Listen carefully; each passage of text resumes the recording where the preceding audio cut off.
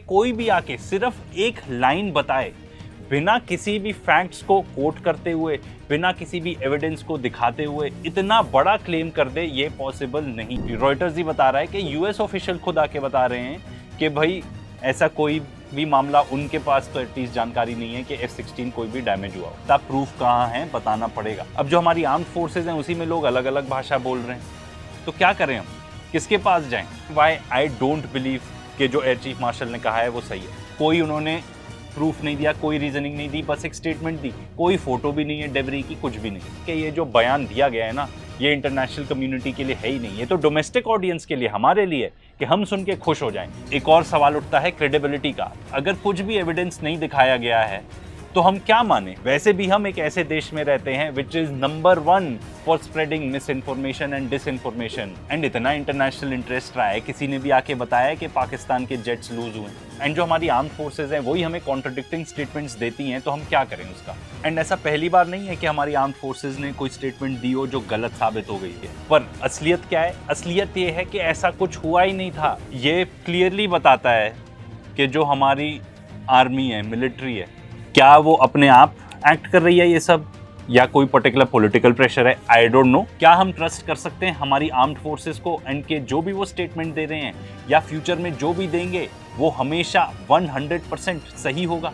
क्या आप अपनी आर्मी को ट्रस्ट कर पाओगे जब आगे जाके वो कोई भी ऐसी स्टेटमेंट दें विदाउट एनी रीजनिंग? आगे जाके पता चला कोई वॉर वगैरह भी छिड़ जाएगी ना, पता भी नहीं चलेगा कि air chief martial AP Singh sir आके इस टाइप की स्टेटमेंट्स दें कि इंडिया ने 6 जेट गिराए पाकिस्तान के। एंड ये जो स्टेटमेंट है ये इन्होंने किसी प्रेस कॉन्फ्रेंस में नहीं दी है, ये तो एक लेक्चर दे रहे थे बैंगलोर में, वहां पे दी। सबसे पहले तो कोई भी ये कहेगा कि भाई एयर चीफ मार्शल ने बोल दिया इंडियन एयरफोर्स के पत्थर की लकीर है, ऑफ कोर्स सही है। पर डाउट इसीलिए है क्योंकि उन्होंने ये जो भी स्टेटमेंट दी सिर्फ इतनी स्टेटमेंट दी, इसके आगे पीछे कुछ भी नहीं, कोई पर्टिकुलर एविडेंस नहीं इसको सपोर्ट करने के लिए।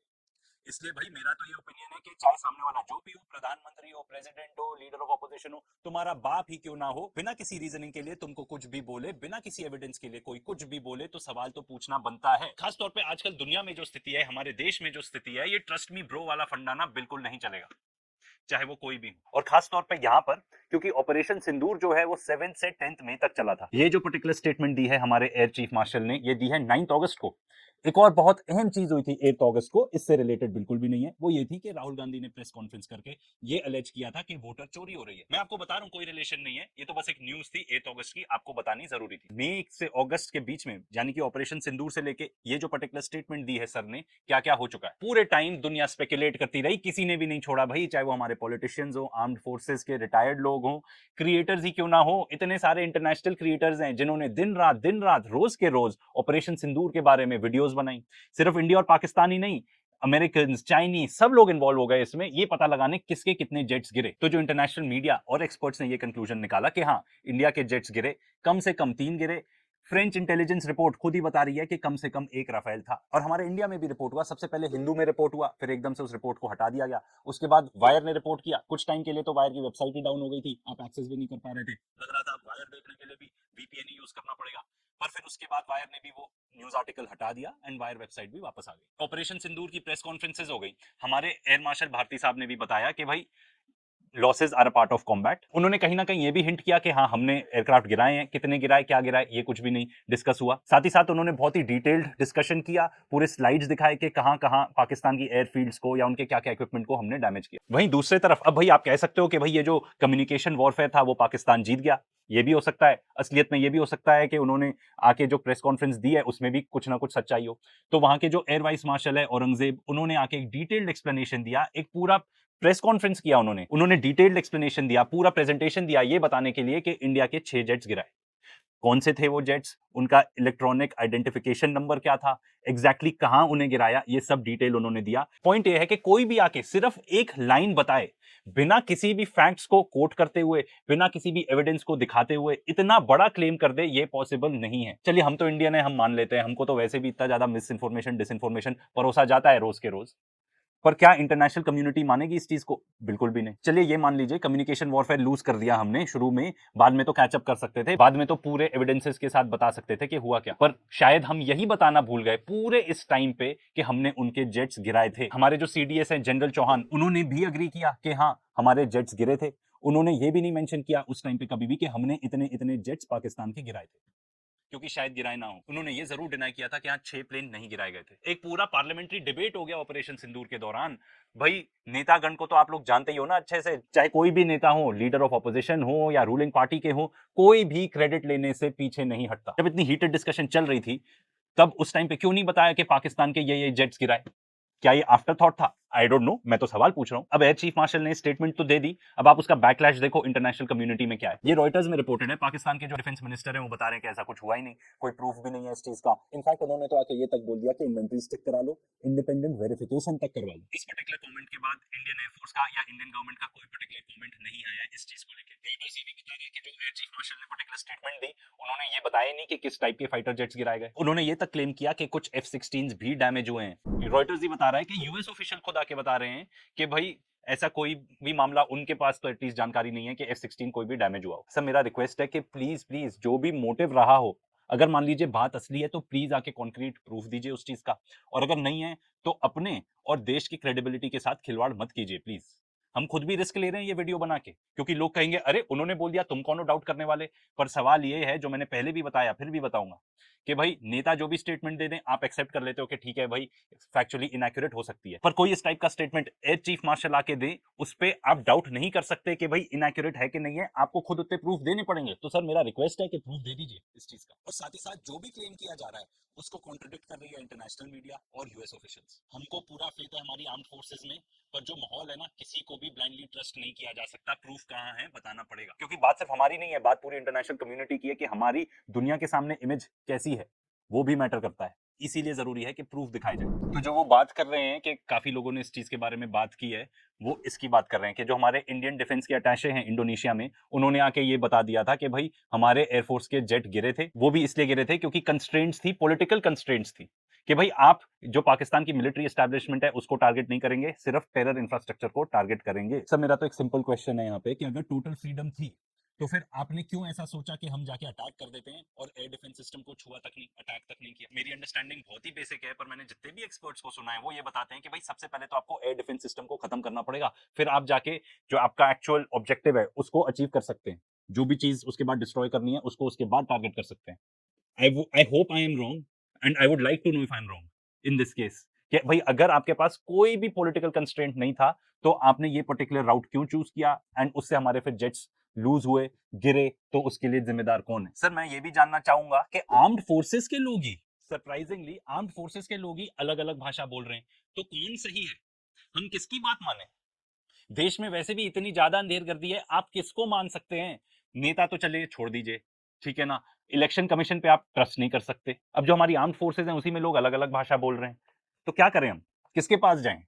लोग इतने ज्यादा हैरान परेशान हो चुके हैं इस देश में, आप मान नहीं सकते। एक तरफ लीडर ऑफ ऑपोजिशन आके पूरा एटम बम फोड़ देते हैं कि भाई आप खुद ही संदेह में आ जाओगे कि इलेक्शन कमीशन अपना काम कर भी रहा है या नहीं कर रहा, या क्या कर रहा है इलेक्शन कमीशन। दूसरी दिन आप ही का इस टाइप का बयान आ जाता है, हु डू वी ट्रस्ट, क्या करें? इसमें कोई भी आपको कुछ भी कहे ना, चाहे कोई भी हो, आपका रिलेटिव हो, कोई भी हो, अगर वो आपको साउंड रीजनिंग नहीं दे रहा, आपको पूरे प्रूफ नहीं दे रहा, आप उसकी बात मान ही नहीं सकते। And a good example of not giving proof is जो हमारे एयर चीफ मार्शल ने बताया। आई वुड होप कि कुछ प्रूफ आ जाए इन द फ्यूचर, बट अभी नहीं है हमारे सामने, तो हमको तो यही मानना पड़ेगा कि विदाउट एविडेंस उन्होंने बोला ये। पर अ गुड एग्जांपल ऑफ जहां पे पूरा प्रूफ दिया गया है इज राहुल गांधी। उन्होंने जाके क्लियरली एलिगेट किया है इलेक्शन कमीशन को, और उन्होंने पूरे प्रूफ दिखाए हैं। आई वुड रिक्वेस्ट कि आप जाके उनकी प्रेस कॉन्फ्रेंस देख लो, एंड इलेक्शन कमीशन ने अभी तक प्रॉपर कोई ढंग का रिस्पॉन्स तो दिया ही नहीं है। तो ये कुछ रीजंस हैं व्हाई आई डोंट बिलीव कि जो एयर चीफ मार्शल ने कहा है वो सही है। सबसे पहले कोई उन्होंने प्रूफ नहीं दिया, कोई रीजनिंग नहीं दी, बस एक स्टेटमेंट दी। कम से कम उसके आगे पीछे कुछ तो बोल सकते थे कि हमारे पास प्रूफ है पर इस वजह से हम नहीं दिखा सकते। कोई फोटो भी नहीं है डेबरी की, कुछ भी नहीं है। ये भी नहीं फर्क पड़ता भाई कि हम क्या सोचते हैं, व्हाट मैटर्स इज कि इंटरनेशनल कम्युनिटी क्या सोचती है। क्या इंटरनेशनल कम्युनिटी ने एक भी आर्टिकल दिखाया है ये बताते हुए कि पाकिस्तान के जेट्स गिरे थे? नहीं। इसीलिए मुझे लगता है कि ये जो बयान दिया गया है ना, ये इंटरनेशनल कम्युनिटी के लिए है ही नहीं, ये तो डोमेस्टिक ऑडियंस के लिए, हमारे लिए, कि हम सुन के खुश हो जाएं एंड हम ना सवाल पूछें। इतने टाइम से बात चल रही थी कि सीज फायर क्यों हुआ, हमने इतना क्रिटिसिज्म फेस किया, हमारी सरकार ने, इनफैक्ट हमारी आर्म्ड फोर्सेज ने भी, हमने कभी क्रिटिसाइज नहीं किया, बट बहुत सारे लोग क्रिटिसाइज कर रहे थे कि भाई ऐसा कैसा वॉरफेयर लड़ा गया। जब इतने टाइम से इतनी बातें चल रही थी तब क्यों नहीं आके बताया गया कि हाँ ऐसा हुआ था? चीख चीख के क्यों नहीं बोला गया? जब पाकिस्तान एयर वाइस मार्शल आके चीख चीख के अपने प्रेस कॉन्फ्रेंस में बता सकते हैं 6-0, तो हम क्यों नहीं बता सकते थे 6-all? एक और सवाल उठता है क्रेडिबिलिटी का। अगर कुछ भी एविडेंस नहीं दिखाया गया है तो हम क्या माने? वैसे भी हम एक ऐसे देश में रहते हैं which is number 1 for spreading misinformation and disinformation. World Economic Forum ही बताता है कि हमारे लिए एज इंडियंस जो सबसे बड़ा रिस्क है वो है misinformation and disinformation का। So this is the last thing we need, someone like the likes of air chief marshal आके बताएं, एक स्टेटमेंट दें एंड सपोर्ट करने के लिए एक भी फैक्ट ना दें। एंड इतना इंटरनेशनल इंटरेस्ट रहा है, किसी ने भी आके बताया कि पाकिस्तान के जेट्स लूज हुए। एंड सर आपके जो जूनियर्स होंगे वो तो अवेयर होंगे ना ऑफ व्हाट एग्जैक्टली हैपेंड। जब आप आके ऐसी स्टेटमेंट देंगे what may they think, and जो हमारी आर्म्ड फोर्सेज हैं वही हमें कॉन्ट्रडिक्टिंग स्टेटमेंट्स देती हैं, तो हम क्या करें उसका? हम क्या दिमाग लगाएं कि एग्जैक्टली हुआ क्या? एंड एयर चीफ मार्शल की जो स्पीच थी उसका जब प्रेस रिलीज आया तो कहीं इन जेट्स के बारे में कि भाई पाकिस्तान के जेट्स हमने गिराए इसके बारे में कुछ मेंशन भी नहीं है। इसलिए this leads me to believe कि ये सिर्फ स्टेटमेंट है, इसके पीछे कुछ भी प्रॉपर एविडेंस है ही नहीं। एंड आई नो कि इस चीज के लिए मुझे बहुत हेट मिलेगी, पर जो सच्चाई है वो सच्चाई है। एंड ऐसा पहली बार नहीं है कि हमारी आर्म्ड फोर्सेज ने कोई स्टेटमेंट दी हो जो गलत साबित हो गई हो। ये पर्टिकुलर इंसिडेंट है ऑपरेशन सिंदूर का। ऑपरेशन सिंदूर के बाद 19 मई को आर्मी के 15th इन्फेंट्री डिवीजन जो कि अमृतसर में बेस्ड है, उन्होंने एक मीडिया ब्रीफिंग की। उन्होंने बहुत सारा डिब्री दिखाया ड्रोन का, मिसाइल्स का, कि भाई ये सब पाकिस्तान से लॉन्च हुआ था।